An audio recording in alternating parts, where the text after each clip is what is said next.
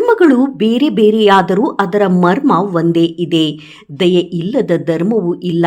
ಹಾಗಾಗಿ ದಯೆ ಎಂಬುದು ಸುಖದ ಹೆಬ್ಬಾಗಿಲು ಎಂದು ಶ್ರೀ ಸಿದ್ಧಾರೂಢ ಭಾರತಿ ಆಶ್ರಮದ ಪರಮ ಪೂಜ್ಯ ಶರಣಬಸವ ಶಾಸ್ತ್ರೀಜಿ ಅವರು ಅಭಿಪ್ರಾಯಪಟ್ಟರು.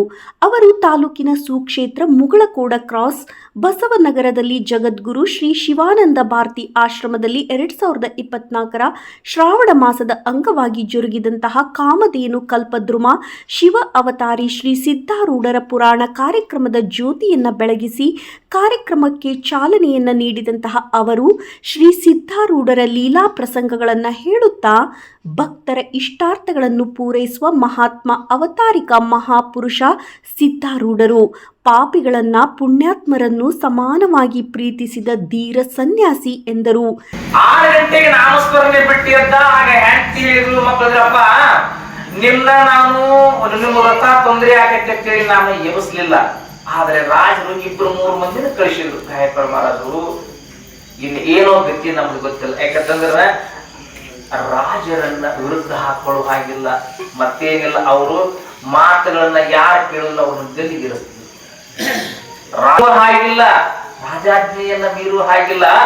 ಆಗ ಸಿದ್ಧಾರೂಢಪ್ಪನವರು ಎಂತ ಕೃಪೆಯನ್ನ ಮಾಡ್ತಾರೆ, ಎಂತ ದಯಾಳುಗಳಾದಾರೆ ಅನ್ನೋದನ್ನ ನಾವು ತಿಳ್ಕೊಳ್ಬೇಕಾಗ್ತದೆ.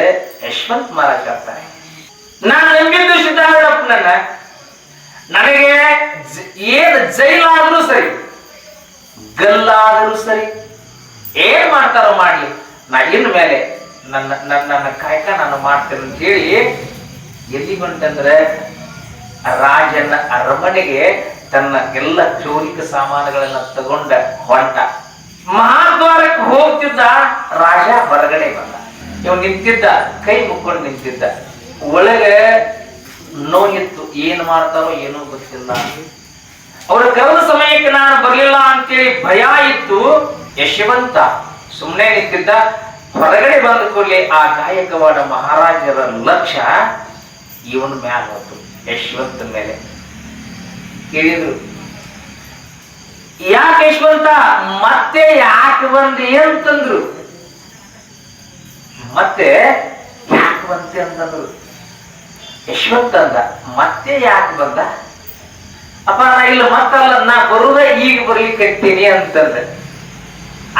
ಆಗ ಆ ಗಾಯಕವಾಡ ಮಹಾರಾಜ್ ಹೇಳ್ತಾನೆ, ಅಲ್ಲಪ್ಪ ಇದೀಗ ಬಂದು ನನ್ನನ್ನ ನೀನು ಕ್ಷೌರ ಮಾಡಿ ಹೋಗಿ ಮತ್ತೀಗ ಈಗ ಬಂದೇನಂತ ಹೇಳ್ತೀಯಲ್ಲ ಅಂತೇಳಿ ಗಾಯಕವಾಡ ಮಹಾರಾಜ್ ಹೇಳಿದಂತ.